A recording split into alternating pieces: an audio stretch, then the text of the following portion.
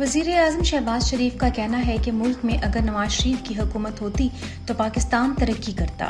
शहबाज शरीफ पिछले 15 माह से दुख की एक स्टेज डिनायल पर मौजूद हैं। शायद वज़ीर आज़म बनने का दुख है या वज़ीर आज़म बनकर भी इख्तियारात ना होने का दुख है, इसलिए अपनी हुकूमत की नफ़ी और नवाज शरीफ के आने पर चीज़ें बेहतर होने के बयानात देते रहते हैं।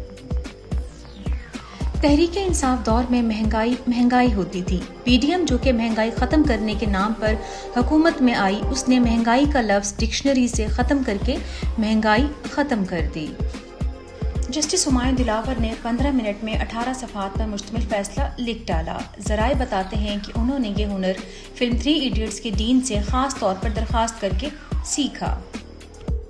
बिजली के बिल में 15 रुपए रेडियो फीस लेने का हुकूमती फैसला, जिस पर माहिरीन ने मजीद मशवरा दिया कि हुकूमत को चाहिए कि बिजली के बिल में उस ट्रेन का किराया भी लिया जाए जो आज़ादी के वक्त मुसलमानों को वहां से पाकिस्तान ले आई थी।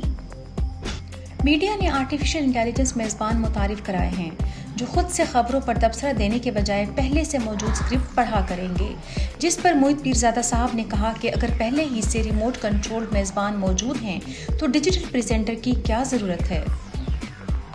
लाहौर की सड़कें नून लीग के हक में बैठ गईं। मुस्लिम टाउन कैनाल रोड पर एक साथ 3 गड्ढे पड़ गए।